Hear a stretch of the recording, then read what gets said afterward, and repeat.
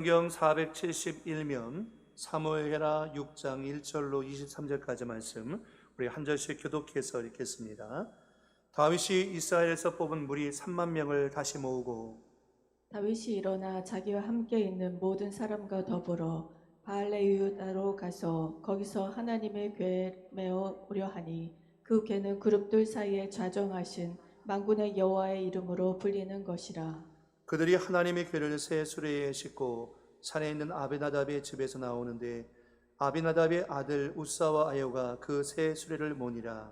그들이 산에 있는 아비나답의 집에서 하나님의 궤를 싣고 나올 때에 아요는 궤 앞에서 가고 다윗과 이스라엘 온 족속은 잣나무로 만든 여러 가지 악기와 수금과 비파와 소고와 양금과 제금으로 여호와 앞에서 연주하더라. 그들이 나곤의 타작마당에 이르러서는 소들이 띠므로 우사가 손을 들어 하나님의 궤를 붙들었더니 여호와 하나님이 우사가 잘못함으로 말미암아 진노하사 그를 그곳에서 치시니 그가 거기 하나님의 궤 곁에서 죽으니라. 여호와께서 우사를 치심으로 다윗이 분하여 그곳을 베레스 우사라 부르니 그 이름이 오늘까지 이르니라. 다윗이 그날에 여호와를 두려워하여 이르되 여호와의 궤가 어찌 내게로 오리오 하고 다윗이 여호와의 궤를 옮겨 다윗성 자기에게로 메어 가기를 즐겨하지 아니하고 가드 사람 오베데돔의 집으로 메어 간지라. 여호와의 궤가 가드 사람 오벳에돔의 집에 석 달을 있었는데 여호와께서 오벳에돔과 그의 온 집에 복을 주시니라. 어떤 사람이 다윗 왕에게 아뢰어 이르되 여호와께서 하나님의 궤로 말미암아 오베데돔의 집과 그의 모든 소유에 복을 주셨다 한지라. 다윗이 가서 하나님의 궤를 기쁨으로 메고 오베데돔의 집에서 다윗성으로 올라갈새. 여호와의 궤를 맨 사람들이 6걸음을 가매 다윗이 소와 살진 송아지로 제사를 드리고 다윗이 여호와 앞에서 힘을 다하여 춤을 추는데 그때 다윗이 배 에봇을 입었더라. 다윗과 온 이스라엘 족속이 즐거이 환호하며 나팔을 불고 여호와의 궤를 메어 오니라. 여호와의 궤가 다윗성으로 들어올 때 사울의 딸 미갈이 창으로 내다보다가 다윗 왕이 여호와 앞에서 뛰놀며 춤추는 것을 보고 심중에 그를 업신여기니라. 여호와의 궤를 메고 들어가서 다윗이 그것을 위하여 친 장막 가운데 그 준비한 자리에 그것을 두매 다윗이 번제와 화목제를 여호와 앞에 드리니라. 다윗이 번제와 화목제 드리기를 마치고 만군의 여호와의 이름으로 백성에게 축복하고 모든 백성 곧 온 이스라엘 무리에게 남녀를 막론하고 떡 한 개와 고기 한 조각과 건포도 떡 한 덩이씩 나누어 주매 모든 백성이 각기 집으로 돌아가니라. 다윗이 자기의 가족에게 축복하러 돌아오매 사울의 딸 미갈이 나와서 다윗을 맞으며 이르되 이스라엘 왕이 오늘 어떻게 영화로우신지 방탕한 자가 염치 없이 자기의 몸을 드러내는 것처럼 오늘 그의 신분의 계집종의 눈앞에서 몸을 드러내셨도다 하니 다윗이 미갈에게 이르되 이는 여호와 앞에서 한 것이니라. 그가 내 아버지와 그의 온 집을 버리시고 나를 택하사 나를 여호와의 백성 이스라엘의 주권자로 삼으셨으니 내가 여호와 앞에서 뛰놀리라. 내가 이보다 더 낮아져서 스스로 천하게 보일지라도 내가 말한 바 계집종에게는 내가 높임을 받으리라 한지라. 함께 했습니다. 그러므로 사울의 딸 미갈이 죽는 날까지 그에게 자식이 없으니라. 아멘. 성령께서 오늘 아침에도 우리 가운데 하나님의 은혜를 보여주실 줄 믿습니다. 오늘 사무엘하 6장 1절로 23절까지 말씀을 가지고서 하나님의 말씀으로 나를 베레스하라 라는 제목으로 같이 말씀의 은혜를 나누게 합니다. 우리가 지난 시간에 다윗이 예루살렘의 왕이 되고 한 일이 오늘 본문 말씀 가운데 기록되고 있는데요. 다윗의 마음에 있는 하나님을 향한 열정을 읽을 수가 있습니다. 그래서 언약궤를 모셔오는 것인데 다윗이 이스라엘에서 뽑은 3만 명을 모으고서 이 언약궤를 모시러 가고 있습니다. 왜 3만 명을 모았는가? 지도를 보게 되어지면 이 바알레 유다가 어디에 위치해 있는가라는 것을 알 수 있습니다. 지도에 보면은 지금 여기에는 지명이 나오지 않지만 기랏 여아림이라는 곳이 바알레 유다예요. 그래서 기랏 여아림에 유하고 있는 언약궤를 지금 다윗이 다윗성으로 모셔오기 위해서 군사 3만 명과 더불어서 이 기란 여아림 바알레 유다로 가고 있던 거죠. 왜 바알레 유다에 3만 명을 모아서 함께 갔었냐면 군사적 충돌을 미연에 방지하기 위한 것이었습니다. 이 바알레 유다가 블레셋과 이스라엘의 지경 가운데 있었기 때문이고요. 거기다가 지도와 또 어떤 그 결속력을 강화시키고 신앙 회복의 목적을 가지고서 3만 명을 이끌고서 함께 이 바알레 유다로 갔던 것을 보게 됩니다. 오늘 말씀을 통해서 우리가 다윗의 마음에 있는 열정과 또 이 우사의 잘못된 신앙의 모습을 함께 살펴보므로 우리가 어떤 신앙의 모습을 갖고서 하나님을 섬기고 있는지를 한번 우리가 바라보기를 원합니다. 첫 번째는 다윗은 하나님을 사랑했다는 것입니다. 다윗이 하나님을 사랑했다. 우리가 신앙 연조가 이제 깊어지다 보면 믿음은 성장했다고 말하지만 때때로 주변 가운데 보면 하나님과의 사랑의 감격을 잊어버리고 사는 그리스도인들을 만날 때가 있습니다. 본인 스스로는 말씀을 많이 읽어서 믿음이 성장했다고 생각하지만 예배에 임할 때, 또 찬양할 때, 기도할 때 마음 가운데 하나님과의 사랑에 빠져서 감격을 잃어버리고 밋밋하게 예배를 드리는 분들을 우리가 종종 발견하고 또 혹 그 모습이 내 모습일 수도 있습니다. 청교도 설교가였던 존 오웬은 이런 말을 했습니다. 사람들은 하나님의 사랑에 대하여 거의 알지 못하는 것 같다. 우리가 하나님을 향한 사랑이 너무 깊은 나머지 그 사랑 때문에 하나님께 대하여 상사병에 걸릴 수도 있다는 사실을 모르는 사람들에게 성경의 진리가 얼마나 깨달아질 수 있겠는가. 무슨 말입니까?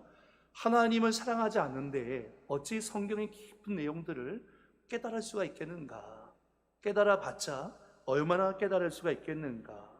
지금 다윗은 하나님과 사랑에 빠져 있습니다. 지난 시간에 우리가 다윗이 물음기도와 순종을 통해서 악한 세대 가운데서도 그가 어떻게 하나님을 신실하게 섬겼는지에 대해서 봤습니다. 다윗이 여호와 앞에서 여호와와 함께 신앙생활을 할 수 있었던 것은 그의 온통 관심사가 하나님께 집중되어 있었기 때문에 가능했습니다. 그의 관심사는 언약궤에 가 있었습니다. 언약궤는 하나님의 사랑의 상징이고 하나님의 임재의 상징이었는데 그것이 다윗이 집권하기까지 70년 동안이나 방치가 되어 있는 상황 가운데 있었습니다. 그러니까 다윗은 늘 광야 생활을 하면서도 이 언약궤에 대한 거룩한 부담감을 놓아본 적이 없었던 것 같습니다. 그래서 그가 집권하자마자 가장 먼저 한 일이 뭐냐면 하나님의 언약궤를 아직 성전이 지어지지 않았기 때문에 다윗 성으로 모셔드리는 것을 다윗의 마음 가운데 가지고 있었다는 거죠. 역대상 28장 2절 가운데 보면 언약궤를 우리 하나님의 발판이라고 얘기합니다. 우리 하나님의 발등상. 왜 그렇습니까? 하나님의 거룩한 임재가 있는 그곳이 하나님이 친히 우리를 다스리시는 곳이기 때문에 그와 같은 표현을 쓰고 있는 것입니다. 자, 오늘 2절 말씀 가운데 보면 이렇게 말합니다. 다윗이 일어나 자기와 함께 있는 모든 사람과 더불어 바알레 유다로 가서 거기서 하나님의 궤를 메어 오려 하니 그 궤는 그룹들 사이에 좌정하신 만군의 여호와의 이름으로 불리는 것이라. 바알레 유다로 가려고 하는데 왜 바알레 유다로 가는가? 놀러 가는 거 아닙니다. 바알레 유다로 가는 목적이 있습니다. 거기 하나님의 궤, 언약궤가 있었기 때문이죠. 이 하나님의 궤, 언약궤는 어떤 것이냐? 그 궤는 그룹들 사이에 좌정하신 만군의 여호와의 이름으로 불리는 것이라. 만군의 여호와의 이름이 그곳 가운데 있고 하나님의 거룩한 임재가 있는 이 하나님의 궤를 이 다윗이 다윗성으로 모셔드리기 위해서 바알레 유다로 가고 있는 거죠. 그러니까 하나님의 언약궤 위에 하나님의 거룩하신 존재와 하나님의 능력과 하나님의 성품과 하나님의 영광이 그곳 가운데 깃들어 있다는 거죠. 그래서 다윗은 그의 마음 가운데 이 언약궤를 다윗성으로 모셔드리는 것을 마음에 소망하고 있는 것입니다.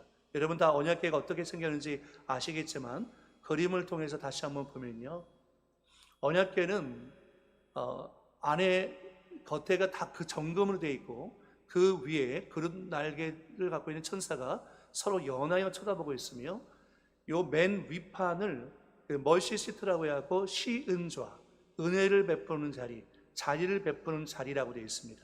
그리고 이 언약궤 양 끝에 이렇게 폴이 있어가지고 장대가 껴 있죠. 그래서 반드시 레위 자손 중에 고앗 자손이 이것을 양 어깨에다가 매게 되어 있습니다. 어깨에다가 운반할 때는 그렇게 이동하게 되어 있는 거죠. 그래서 이 하나님의 법궤가 엘리제 사장의 두 아들이었던 홈니와 비느하스가 전쟁터에 갖고 나가서 블레셋 사람들에게 빼앗긴 다음에 그때부터 유랑서원을 해서 이 법궤가 아벡 전투 후에 이렇게 방치가 되어 있는 상태였습니다. 그래서 다윗이 바알레 유다로 가서 거기서 갖고 오는데요. 바알레 유다는 왜 바알레 유다라고 불렀냐면 원래는 기브온 거민들이 살고 있는 곳이었어요. 그래서 바알라라고 불렀는데 거기에 이제 유다 백성들이 그 바알라라는 것을 이제 취하게 되어서 바알레 유다라고 이제 이름을 붙였던 거죠.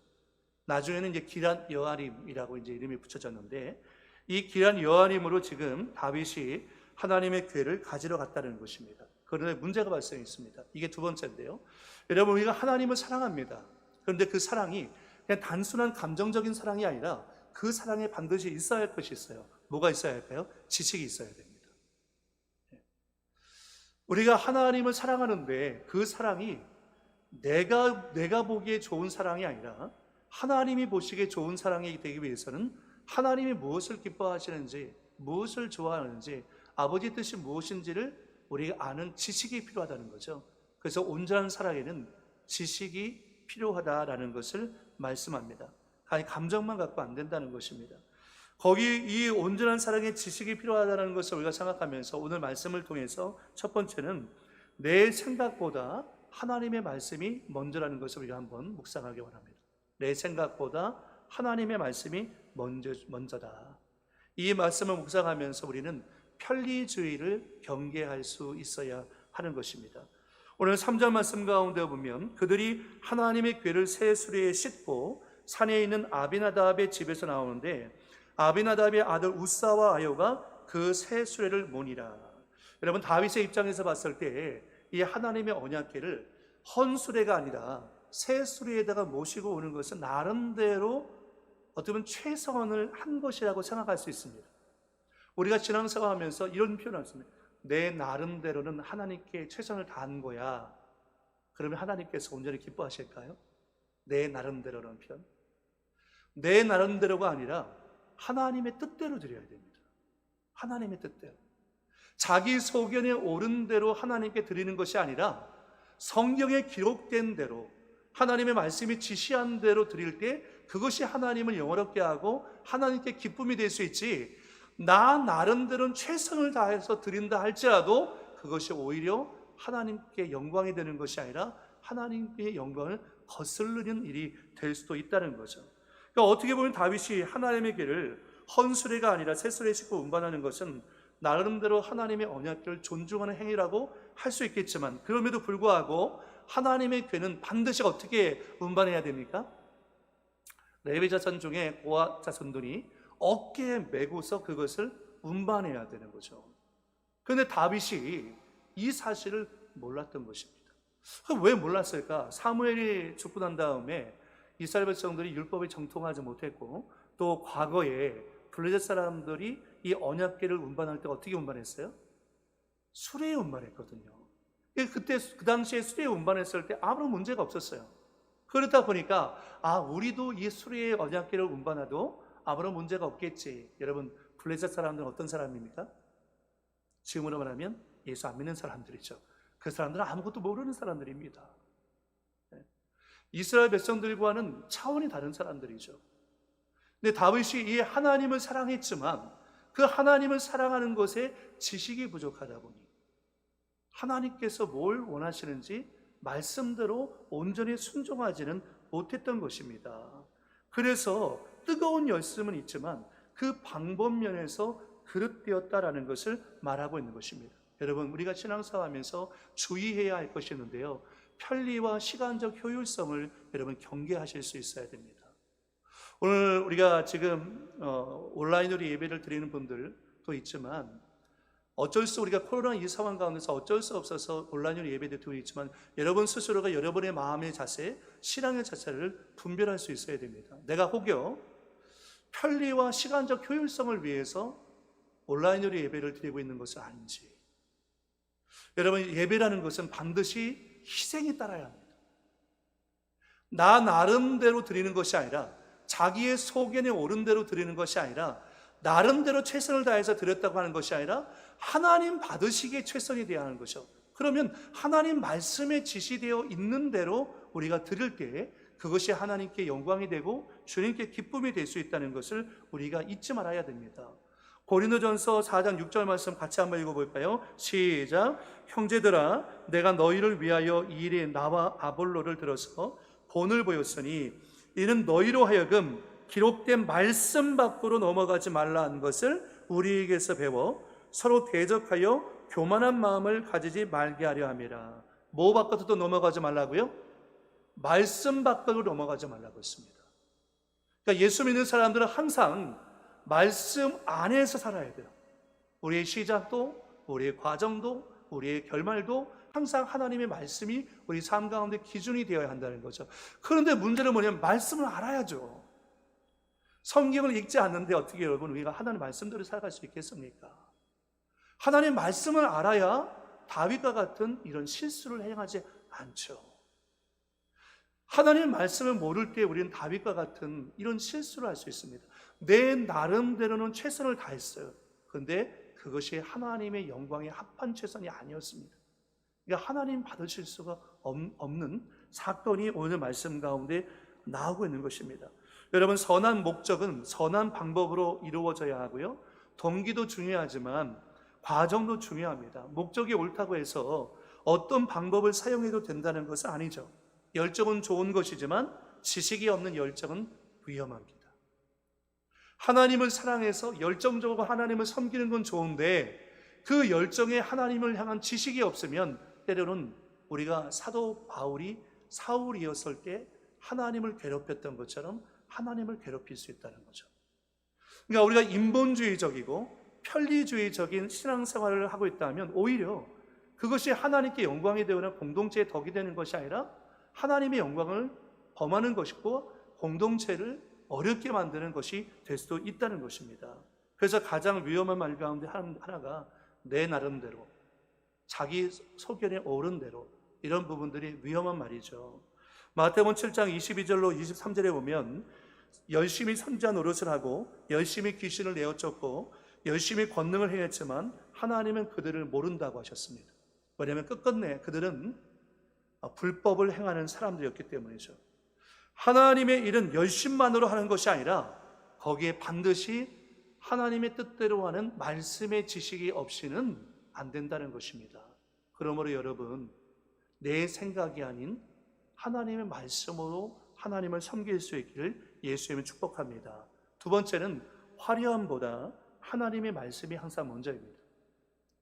외형적인 화려함보다 하나님의 말씀이 먼저라는 거예요. 여러분, 우사와 아요가 산에 있는 아비나답의 집에서 하나님의 궤를 싣고 나오고 있습니다. 아효는 궤 앞에 서 있고 우사는 궤 뒤에서 그것을 이렇게 지켜보고 있었습니다. 그리고 다윗은 너무너무 기뻤습니다. 너무너무 기뻐서 이스라엘 백성들과 더불어서 잣나무로 만든 여러 가지 악기와 수금과 비파와 소고와 양금과 재금으로 여호와 앞에서 연주하면서 막 힘을 다해서 하나님을 예배하면서 언약궤를 모셔 오려고 하고 있었습니다. 뜨거운 찬양이 없었던 것은 아닙니다. 화려한 악기도 다 있었습니다. 그런데 거기에 사건이 발생한 이유가 뭡니까? 하나님의 말씀이 없었기 때문인 거죠. 우리가 교회에 와서 예배를 드릴 때 아무리 화려한 악기가 있고 아무리 화려한 성가대가 준비되어 있고 아무리 성전이 화려하다 할지라도 우리가 하나님 말씀대로 하지 않으면 그 예배가 하나님이 연락하신 예배가 되어줄 수 없다는 거죠. 그런데 거기 모여있는 사람들은 막 감정에 충만합니다. 막 기쁘다고 막 춤을 추면서 예배합니다. 그런데 하나님 말씀대로 하지 않았기 때문에 하나님께서 그것을 기뻐하실 수가 없었다는 거죠.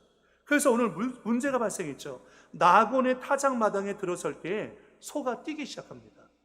기존의 블레셋 사람들이 그것을 수레에 이끌고 갔을 때 그런 경험이 없어요. 그런데 이 다윗이 이 수레 위에다가 언약궤를 모시고서 다윗이 오고 있는 과정 가운데서 나곤의 타작마당에 들어서자마자 소가 뛰기 시작하는데 이 뛰음으로 인해서 이 법궤가, 언약궤가 떨어지려고 하는 거죠. 이런 사건이 발생합니다. 그래서 먼저 우리가 세 번째 생각할 게 뭐냐면 사람보다 하나님의 말씀이 먼저라는 것입니다. 여기서 우리는 인본주의를 경계할 수 있어야 된다라고 얘기하는데요. 6절, 7절 말씀 가운데 보니까 그들이 나곤의 타작마당에 이르러서는 소들이 띠므로 웃사가 손을 들어 하나님의 궤를 붙들었더니 여호와 하나님이 웃사가 잘못함으로 말미암아 진노하사 그를 그곳에서 치시니 그가 거기 하나님의 궤 곁에서 죽으니라. 나군의 타작마당에 이 궤가 들어가자마자 소가 뛰니까요, 궤가 떨어질 것 같았습니다. 그래서 뒤쪽에 서 있었던 웃사가 어떻게 했냐면 이 언약궤를 탁 붙잡아 버린 거예요. 근데 하나님께서 그 모습을 보시고 하나님의 영광을 도전했던 이 웃사를 그 자리에서 치셔서 이 웃사가 궤 곁에서 죽는 충격적인 사건이 말씀 가운데 나오고 있습니다. 여러분, 두 가지 표현인데요, 인지적 무식이 있고 실천적 무식이 있습니다. 인지적 무식은 뭐냐면 하나님 말씀을 모르기 때문에 자기가 행하는 것이 옳은 줄 알고 행하는 것입니다. 다윗이 그랬죠. 이 언약궤는 반드시 어깨에 메고 가야 되는데 모르니까 그냥 자기가 그 하는 행동을 담대하게 행하고 있는 것입니다. 또 웃사는 실천적인 무식이죠. 뭐냐면 하나님의 언약궤는요, 아무나 붙잡을 수 없습니다. 레위 자손 중에 고핫 자손이 어깨에 그것을 메고 가지만 고핫 자손조차도 언약궤를 손으로 만질 수 없습니다. 그리고 언약궤 안을 들여다봐도 안 되고요, 언약궤는 이게 감싸가지고 법궤를 운반할 때는 그것을 완전히 싸서 채를 궤의 고리에 꿰어가지고 어깨에 메어서 운반하라고 성경 말씀 가운데 분명히 하나님이 명령하고 있다는 거죠. 그러니까 웃사가 흔들리는 법궤를 붙잡았다고 말하고 있는데 이것을 히브리어로 아하츠, 붙잡았다라는 말이 아하츠라는 표현이에요. 근데 아하츠는 무슨 말이냐면 자기의 소유로 알고 붙잡았다는 거예요. 왜 그랬을까요? 웃사가 왜 자기 소유로 알고서 언약궤를 붙잡았을까요? 여러분 상상하실 수 있어야 돼요. 지금 수레 위에 언약궤가 있습니다. 웃사가 뒤에 서 있죠.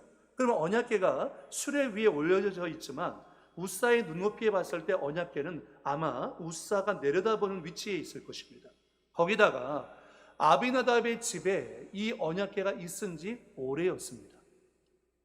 아비나답의 집에 있었던 이 웃사와 아유는 그 마음 가운데 어떤 생각이 있었냐면 우리는 이 언약궤의 보호자다라는 생각을 아마도 가지고 있었을 것입니다. 그리고 수많은 인파가 찾아와서 누굴 쳐다보고 있습니까? 웃사와 아유를 쳐다보고 있고. 왜요? 언약궤가 옆에 있으니까요. 야, 저 사람이래. 저 사람의 집에 언약궤가 그렇게 오랜 시간 동안 있었대. 야, 저 사람 앞에 있는 사람이 아유고 저 뒤에 있는 사람이 웃사래. 야, 대단하지? 아마 사람들이 주목하고 봤을 겁니다. 이 웃사의 마음 가운데 교만한 마음이 들었고 자기가 이 언약궤의 보호자도 됐냐? 이 법궤가 떨어지려고 하니까 웃사가 이 언약궤에다 손을 딱 붙잡았는데 자기의 소유물이라고 생각하듯 아하츠 붙잡았다라고 얘기하고 있는 거죠. 법궤가 마치 자신의 소유를 생각하고 자기 마음대로 생각하고 주물딱 했다는 것입니다. 이것이 하나님의 영광을 도전하는 행위였습니다. 그래서 하나님께서 그 자리에서 웃사가 잘못함으로 말미암아 진노하셨어요. 그래서 그곳에서 웃사를 치셨습니다. 그랬더니 웃사가 그 자리에서 즉사하고 마는 거죠. 그래서 8절 말씀 가운데 여호와께서 웃사를 치심으로 다윗이 분하여 그곳을 뭐라고 부릅니까? 베레스 웃사라 부르니 그 이름이 오늘까지 이르니라 라고 했어요. 여러분, 하나님은 우리가 마음대로 조작할 수 있는 분이 아닙니다. 하나님은 그런 웃사를 치셨다는 거죠. 베레스라는 말은 대항하다, 싸우다, 치다라는 의미를 갖고 있어요. 그래서 놀랍게도 웃사라는 이름의 뜻은 뭐냐면 힘, 능력, 권력이라는 뜻을 갖고 있습니다. 그러니까 힘, 능력, 권력을 갖고 있는 웃사를 하나님께서 어떻게 하셨습니까? 베레스 하셨다는 거죠. 베레스가 무슨 뜻이라고요? 치다라는 것입니다. 힘과 능력, 권력을 갖고 있는 이 웃사를 하나님께서 그 자리에서 베레스 하셨다라는 것을 말씀하고 있습니다. 다시 말해서 하나님은 우리 안에 하나님을 대항하는 힘과 권력과 욕망을 치시는 분이라는 것입니다. 그래서 오늘 말씀의 제목이 하나님의 말씀으로 나를 베레스하자라는 거예요. 하나님의 말씀으로 내 안에 있는 잘못된 생각, 이런 것들을 우리가 치자, 베레스하자, 나를 부인하자라는 것입니다. 네 번째가 하나님의 말씀으로 나를 베레스하자라는 것입니다. 이런 베레스 우사라는 것은 결국 우사의 위반을 말하고 있는데 하나님이 우사에게 내리신 레드카드입니다. 그래서 우사가 퇴장하고 마는 거죠. 근데 하나님께서 이 시대에 많은 그리스도인들에게도 경고하고 계십니다. 우리가 편리주의나 실용주의나 인본주의의 마음을 갖고서 하나님의 말씀을 따라 살지 않을 때 하나님은 우리를 얼마든지 베레스 하실 수 있는 분이라는 것입니다. 하나님께서 우리를 베레스 하기 전에 우리가 먼저 나 스스로를 베레스 할 수 있어야 한다는 것입니다. 하나님이 나를 베레스 하게 내버려 두는 것이 아니라 나 스스로가 말씀에 근거해서 말씀에 비추어 봐서 내가 잘못한 부분이 있지는 않은지 나 스스로를 베레스 할 수 있어야 한다는 거죠. 다시 한번 생각해 보지만 우사가 왜 이렇게 하나님의 언약궤를 소유물로 생각하고 자기가 이렇게 주물떡거리면서 언약궤를 딱 붙잡았을까요? 그것은 우리가 주의해야 할 것이 있는데 익숙함의 함정이라는 것입니다. 익숙함의 함정. 여러분, 우리는 여기 계신 우리 권사님들이나 또 온라인 예배 드리신 분들은 아마 신앙생활을 이제 시작한 분들은 없을 겁니다. 아마 신앙생활의 연조가 오래됐을 겁니다. 그런데 신앙생활을 오래 하다 보니까 나도 모르는 사이 가운데 예배를 드려도 익숙함의 함정에 빠져 있는 분이 있어요. 예배의 주인 되시는 하나님의 거룩한 임재 가운데서 그분을 사랑하고 그분의 말씀에 집중하고 정말 찬양할 때 기쁨으로 찬양하고 기도할 때도 기쁨으로 기도해야 되는데 어느 순간인가 이 모든 것이 사라져버리고 그냥 익숙해진 겁니다. 밋밋해진 겁니다. 덥지도 않고 차갑지도 않고 미지근한 신앙생활을 하고 있는 거죠. 익숙함의 밤중에 빠지는 거죠. 아비나답 집에 있었던 언약궤는 늘상 있었습니다. 우사와 아유는 아침에 일어나고 저녁에 잠자리에 들 때에 이 언약궤를 확인했을지 모릅니다. 아, 우리 집에 항상 있었던 거지. 항상 있었던 거지. 익숙한 거죠. 그러니까 익숙하다 보니까 넘어가지 말아야 할 선을 넘어가 버린 것입니다. 현대 그리스도인들의 마음 가운데 그런 마음이 없을까요? 우리 스스로가 말씀의 이 선을 넘어가서는 안 되는데 이 선을 넘어가서 생각하고 행동하는 그리스도인들이 너무도 많이 있다는 것입니다. 그래서 우리는요, 하나님 앞에서 내 생각, 내 경험, 내 자존심을 베레스할 수 있어야 됩니다. 저는 여러분 스스로의 생각과 경험과 여러분의 자존심을 하나님의 말씀으로 베레스할 수 있기를 예수의 이름으로 축복을 드립니다. 그래서 그 책 가운데 보면 인간의 일생이라는 책이 있는데요, 그 책 가운데 보면 나를 베레스 우사하라라는 표현이 있어요. 하나님보다 스스로 더 높아지려는 자신을 베레스 우사하라. 말씀보다 자신의 경륜을 더 중시하려는 자신을 베레스 우사하라. 하나님보다 사람들의 인기에 영합하려는 자신을 베레스 우사하라. 자기 야망을 위해 하나님의 말씀을 왜곡하려는 자신을 베레스 우사하라. 하나님의 말씀을 부적이나 장식품으로 이용하려는 자신을 베레스 우사하라. 진리의 대가가 불이익일까 두려워 진리를 외면하려는 자신을 베레스 우사하라. 경건의 삶보다 아무도 모르게 욕망의 늪에 침잠하려는 자신을 베레스 우사하라. 어떤 직책에 있던 사람을 섬기는 것이 아니라 지배하려는 자신을 베레스 우사하라. 그대가 하나님을 믿는다면서도 끝내 베레스 우사를 원치 않는다면 하나님께서 그대를 베레스 우사하시리라. 상당히 어떻게 보면 우리가 경고의 메시지를 우리가 좀 받아야 되는 거죠. 누가 만들어낸 얘기겠지만 어떤 교회에 예수님께서 방문을 하셨습니다. 그래서 성도들이 너나 할 것 없이 예수님 우리 집 오셔서 주무시라고 초청을 합니다. 그런데 예수님께서 그 성도의 집에 가지 않고 나는 교회에서 자겠다라고 얘기했습니다. 그래서 하룻밤이 지났습니다. 아침에 성도들이 예수님 보기 위해서 다 교회로 몰려왔습니다. 근데 교회를 와서 보니까 벽마다 예수님께서 낙서를 해놓으셨는데 조심이라고 낙서를 해놓은 거예요. 어떤 분은 어떻게 성전에다가 낙서를 할 수 있겠느냐라고 얘기하는 사람이 있지만 예수님께서 쓰신 것이기 때문에 아무도 말하지 않고 그냥 가만히 있었습니다. 그런데 그 뒤부터 교회에 놀라운 변화가 일어나기 시작했다는 거예요.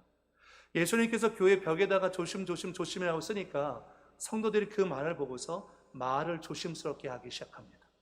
행동을 조심스럽게 하기 시작합니다. 목사님을 대할 때 조심스럽게 대하고요, 목사님도 성도를 대할 때 조심스럽게 대하기 시작합니다. 그러다 보니까 교회가 영적인 분위기가 이루어지고 또 성령 충만한 분위기가 이루어지고 또 외부 사람들도 교회가 조심하니까 그 모습을 보고서 예수를 믿겠다고 결심하는 사람들이 많아지는 사건이 발생했다라고 누군가가 아마 만들어낸 얘기일 텐데요.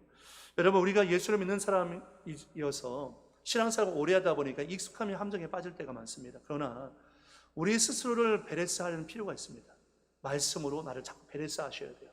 내가 하나님의 뜻에서 벗어나고 있는 것은 없는지, 내가 선을 넘어가고 있는 것은 없는지, 내가 인본주의적인 생각이나 편리주의와 실용주의적인 생각을 갖고서 신앙생활을 하고 있지는 않은지 여러분 스스로가 여러분 자신을 베레스할 수 있기를 축복합니다. 여러분, 세상의 일은 아주 숙련되면 흔히 이런 말을 합니다. 그건 내가 눈을 감고도 할 수 있어 라고 얘기하죠. 그런데 여러분, 신앙생활은 눈을 감고 하시면 안 됩니다. 신앙생활은 눈을 크게 뜨고 하셔야 됩니다. 그건 내가 해봤던 일이기 때문에 눈을 감고도 할 수 있어 라고 하면서 익숙함이 함정에 빠져가지고 하면 안 된다는 거죠. 신앙생활은 하나님의 말씀의 기준에 서가지고 나를 베레스하고서 그 길을 걸어야 한다는 것입니다. 더 깊이 우리가 말씀 가운데 깨어 있어야 한다는 거죠. 그런데 오늘 지금 다윗은 왜 우사가 죽고 난 다음에 오늘 말씀 가운데 보니까 분노했을까요? 왜 분노했을까요? 성경학자들은 이것을 이제 두 가지로 봅니다. 첫 번째는 우사가 괴가 넘어지는 것을 보고서 붙잡았는데 하나님이 이 우사를 베레스 하셔가지고 그 자리에 즉사했잖아요. 어떤 사람들은 다윗이 하나님 어떻게 이룰 수 있습니까? 우사가 다른 거 한 것도 아니고 괴가 넘어지려고 하는 것을 단순히 붙잡았을 뿐인데요. 너무하신 거 아닙니까? 라고 생각하는 사람도 있습니다. 그러나 그렇지 않죠.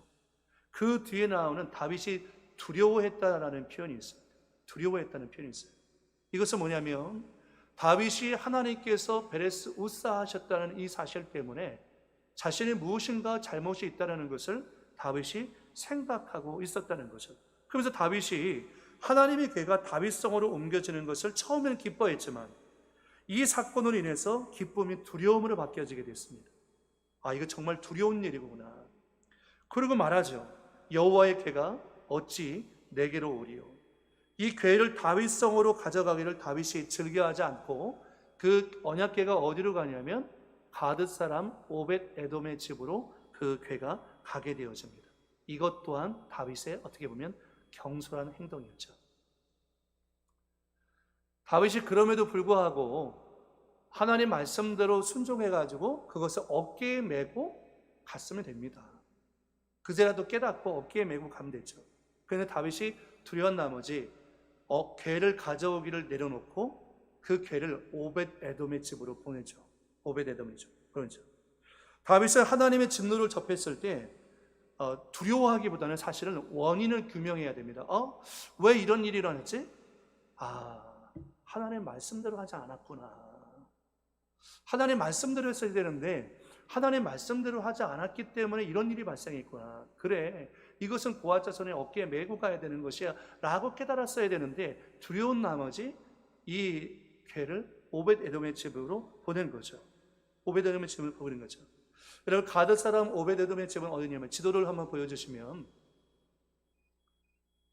오벳 에돔의 집이 아마 여기 보이실 거예요. 기란 여아림 옆에 있죠. 옆에 있죠. 이 오벳 에돔은 고핫 자손이고요. 오벳 에돔은 고핫 자손이었고 후에 예루살렘 성문의 문지기로 활약한 사람이 바로 오벳 에돔이었고요. 왜 가드 사람이라고 이름이 붙여 있냐면 단지파 지경 내에 있는 레위인의 성읍 가드 림몬이라는 곳에서 태어났기 때문에 가드 사람 오벳 에돔이라고 그렇게 표현하고 있는 것입니다. 그래서 지금 이 괴가 어디로 가냐면 오벳 에돔의 집으로 간 거예요. 그런데요, 오벳 에돔의 집이 이 괴가 들어오고 난 다음에 하나님께서 이 가정 가운데 복을 부어주시기 시작합니다. 복을 부어주시기 시작합니다. 성경 이제 여러분이 나중에 이제 역대상 말씀을 우리가 묵상하게 되겠지만 역대상 26장 말씀 가운데 보면 성전 문지기들에 대한 명단이 기록되고 있습니다. 그래서 오벳 에돔의 집이 어떻게 복을 받았는가 하는 내용들이 나오게 되는데 첫 번째가 자손이 번성하는 복을 받게 돼요. 자손이 번성하는. 그리고 두 번째가 이 자손 가운데 아주 큰 인물들이 나오게 됩니다. 그의 아들 스마야도 두 아들을 낳았으니 그들이 조상의 가문을 다스리는 자요 큰 용사라고 할 정도로 큰 인물들이 나오고요. 세 번째는 자손들 모두가 능력 있는 유능한 사람들을 배출하게 됩니다. 하나님의 복을 주셨기 때문이죠. 그래서 이는 다 오벳 에돔의 자손이라 그들과 그의 아들들과 그의 형제들은 다 능력이 있어 그 직무를 잘하는 자니 라고 할 정도로 오벳 에돔의 집 가운데 하나님의 복이 임했다라는 것을 말씀합니다. 그래서 어떤 사람이 다윗 왕에게 달려와서 얘기합니다. 이것이 12절에 나와요. 어떤 사람이 다윗 왕에게 아뢰어 이르되 여호와께서 하나님의 괴로 말미암아 오벳 에돔의 집과 그의 모든 소유에 복을 주셨다 한지라 다윗이 가서 하나님의 괴를 기쁨으로 메고 오벳 에돔의 집에서 다윗 성으로 올라갈세. 어떤 사람이 다윗에게 얘기하는 거죠. 왕이시여, 하나님께서 오벳 에돔의 집에 복을 주셨습니다. 그래? 하나님께서 그 진노를 거두셨구나. 이 사실을 알고서 다윗이 오벳 에돔의 집에 가서 이제는 말씀대로 순종해서 그것을 어깨에 메고 가게 합니다. 13절 말씀에 여호와의 궤를 맨 사람들이라고 나오죠. 고핫 자손들이 매기 시작했습니다. 맨 사람들이 6걸음을 가면, 6걸음을 갔다는 이유는 뭐냐면 혹시 하나님께서 진노하셔서 또 그런 사건이 발생하지 않을까라고 해서 6걸음을 가고 그 자리에서 하나님께 번제와 화목제를 드립니다. 우리의 죄를 속하는 것과 또 하나님과의 관계가 회복되었음을 선포하는 번제와 화목제를 드리고서 제사를 드리고 다윗이 14절에 보니까 다윗이 여호와 앞에서 힘을 다하여 춤을 추는데 그때 다윗이 배 에봇을 입었더라. 다윗과 온 이스라엘 족속이 즐거이 환호하며 나팔을 불고 여호와의 궤를 메어오니라. 여러분, 다윗이 힘을 다하여 춤을 추는데 얼마나 다윗의 마음 가운데 감사와 감격과 감동이 있었는지 힘을 다하여 춤을 추는데 백성들 앞에서 자기 왕의 신분까지도 어떻게 보면 베레스한 거죠. 내려놓은 거죠. 예수님께서 아무든지 나를 따라오려거든 자기를 베레스하지 않고서 자기를 부인하지 않고서는 주님을 따를 수 없다고 했잖아요. 근데 다윗은 하나님 앞에서 자신의 자존심과 자신의 왕의 직책도 내려놓고 그냥 예배자로서, 한 명의 예배자로서 하나님께 힘을 다하여 춤을 추면서 예배하고 있었다는 것을 보여줍니다. 그런데 여러분, 우리가 그렇잖아요. 같은 공간에서 예배를 드린다 할지라도 그 똑같은 사건을 바라보는 시선들이 다양합니다. 어떤 사람은 정말 은혜가 충만하다, 얼마나 감사하면 저렇게 예배할까라고 하는 분이 있는가 반면에 어떤 사람은 아유, 혼자 은혜 받았네, 혼자 은혜 받았어, 자기 혼자 은혜 받았네, 이렇게 얘기하는 사람도 있을 수 있다는 거죠. 그런 사람이 누구였습니까? 사울의 딸 미갈이었습니다. 미갈, 사울의 딸 미갈이었죠. 저는 오늘 여러분이 다윗과 같이 하나님 앞에서 한 예배자로 여러분 스스로를 베레스하시고 겸손하게 예배할 수 있는 예배자가 될 수 있게 축복합니다. 하나님께 손을 들고 찬양할 수 있어요. 일어나서 찬양할 수 있어요. 춤을 추며 찬양할 수 있어요. 왜 못합니까? 할 수 있죠. 나를 구원하신 예수님의 십자가의 사랑을 생각하면 왜 못하겠습니까? 그런데 자꾸 우리가 남의 시선을 생각하다 보면 우리의 예배가 제한받기 시작합니다. 그러다 보면 정말 하나님이 기뻐하는 예배를 드릴 수가 없는 거죠. 여러분, 하나님 앞에 단독자로 온 마음을 다해서 주님 앞에 예배할 수 있는 저와 여러분 되기 바랍니다. 오늘 말씀 가운데 미갈의 마음을 읽을 수 있는데 첫 번째로 뭐냐면 하나님과의 관계 단절을 읽을 수 있어요. 왜 미갈이 그런 마음을 갖고 있었는가? 하나님과 미갈의 관계가 단절됐기 때문에 은혜 받는 사람을 보면 견딜 수가 없는 거죠. 미갈과 같은 분입니다. 16절 말씀 가운데 보니까 여호와의 궤가 다윗 성으로 들어올 때에 사울의 딸 미갈이 창으로 내다보다가 다윗 왕의 여호와 앞에서 뛰놀며 춤추는 것을 보고 심중에 어떻게 했습니까? 그를 업신여기니라. 잘 주의해서 보세요. 다윗 왕이 누구 앞에서 뛰놀고 있습니까?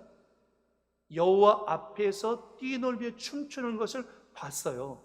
그러니까 미갈도 생각한 거죠.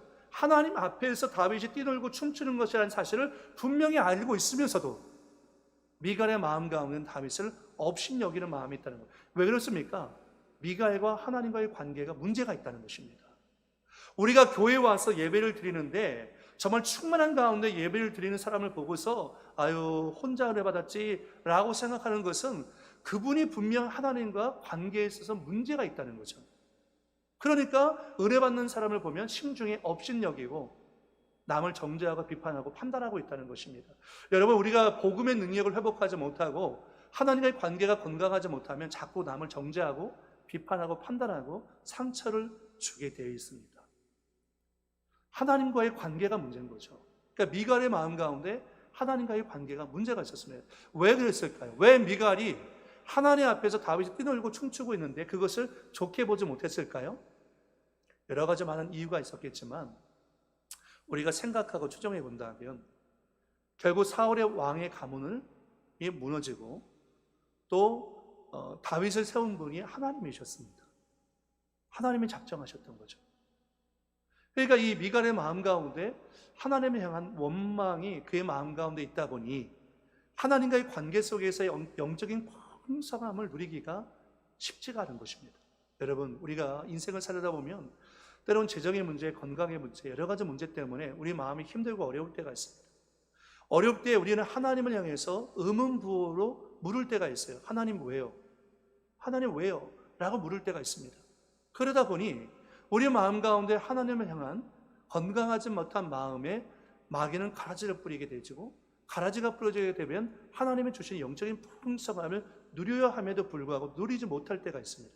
그러니 내가 누리지 못하니까 누리고 있는 사람들을 보면요 견딜 수가 없는 거예요.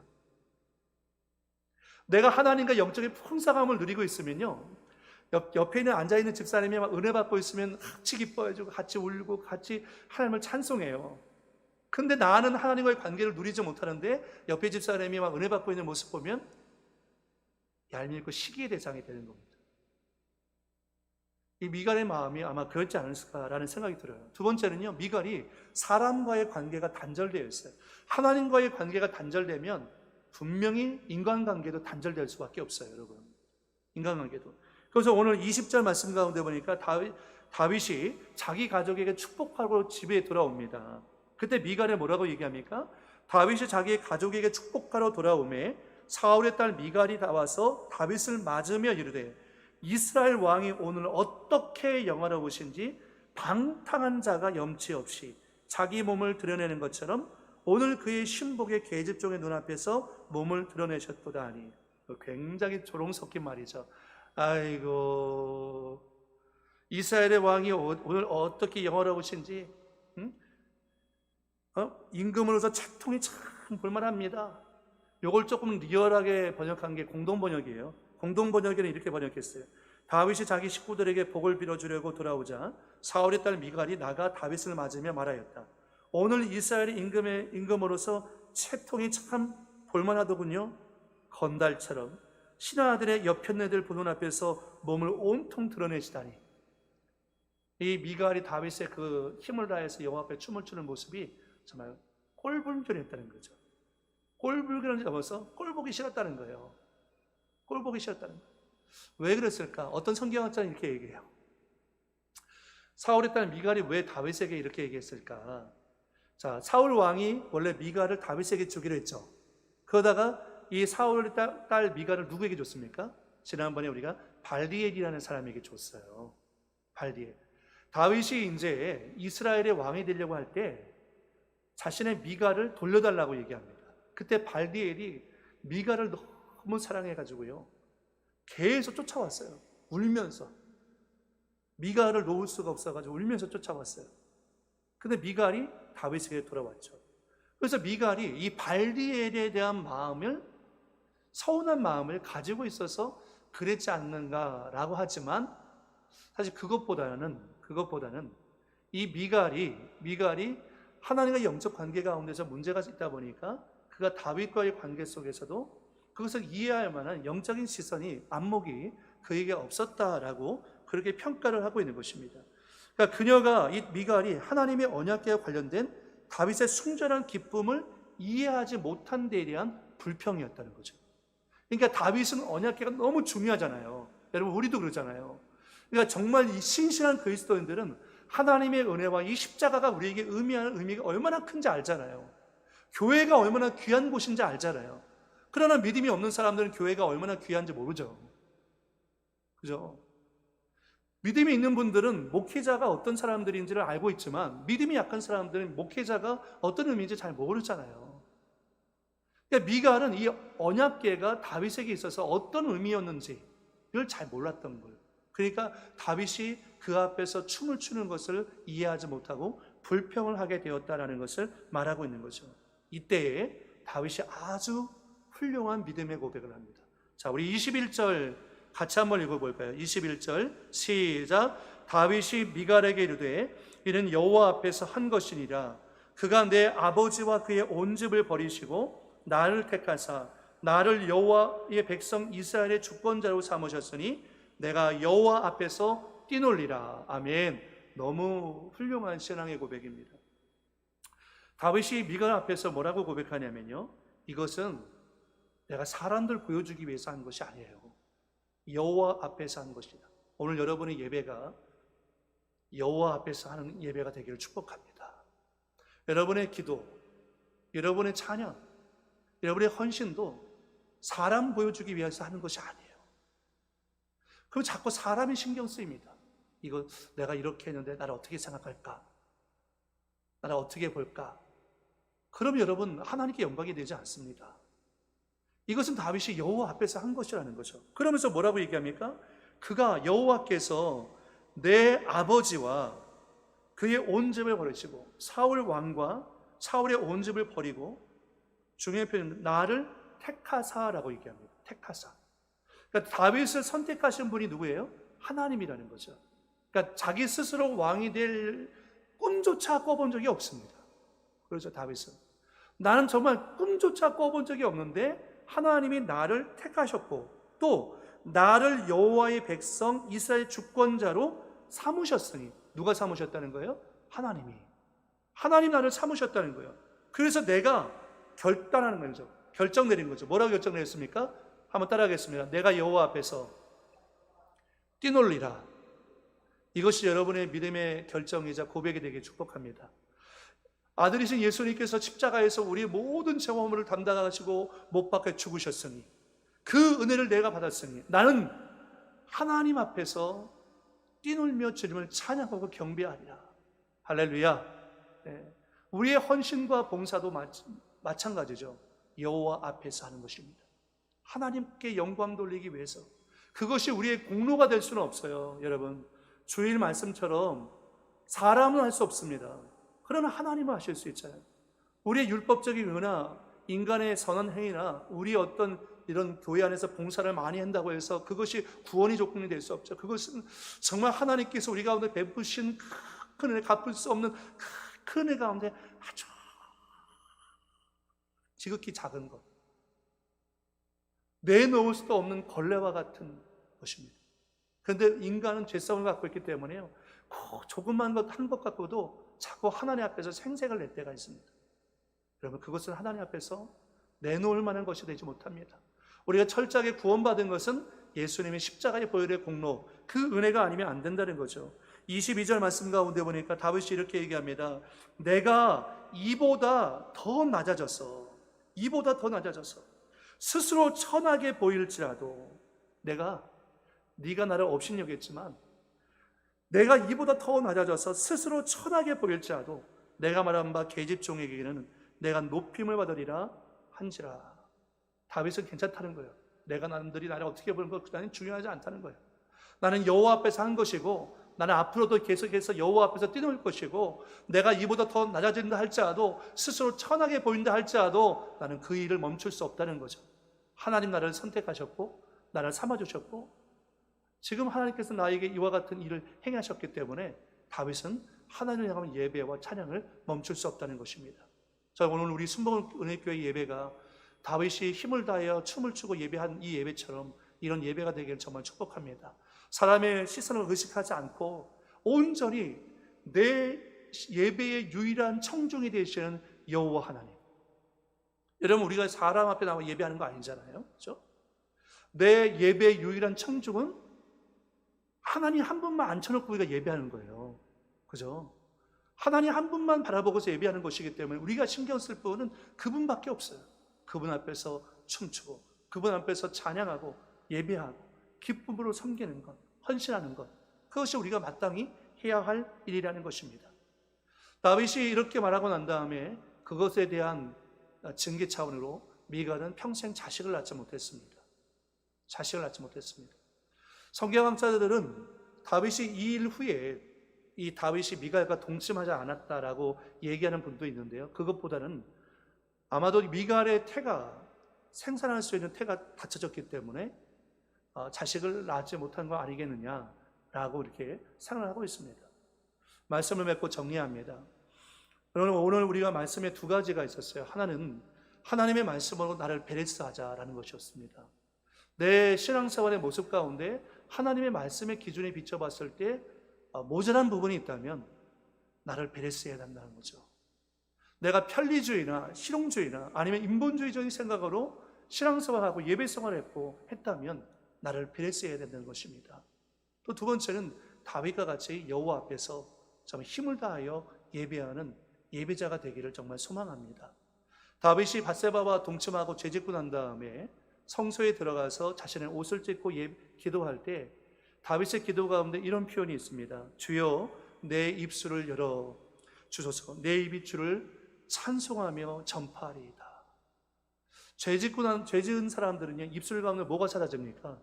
찬양이 사라집니다. 여러분, 죄 지으면 찬양이 사라져요.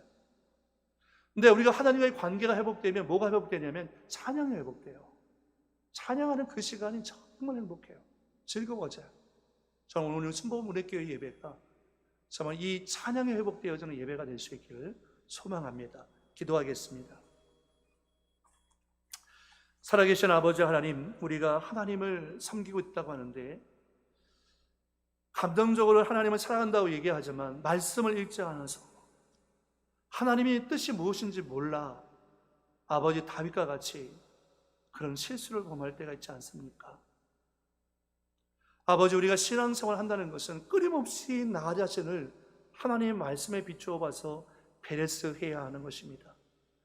그리스도 앞에서 나의 모든 헛된 생각을 쳐서 베레스해서 복종시켜야 하는 것입니다. 아버지, 우리 사랑하는 우리 성도들이 말씀으로 자기 자신을 베레스해서 나 편리 위주의 신앙생활이 아니라 하나님 보시기에 나를 희생하고 헌신한다 할지라도 주님이 받으시기에 합당한 예배로 합당한 헌신으로 드릴 수 있도록 아버지 인도해 주옵소서. 주께서 우리의 마음과 생각을 붙잡아 주실 줄 믿사옵고 예수님의 이름으로 기도드리옵나이다. 아멘. 여러분, 이 시간 말씀을 생각하면서 기도할 때 하나님의 말씀으로 주님 앞에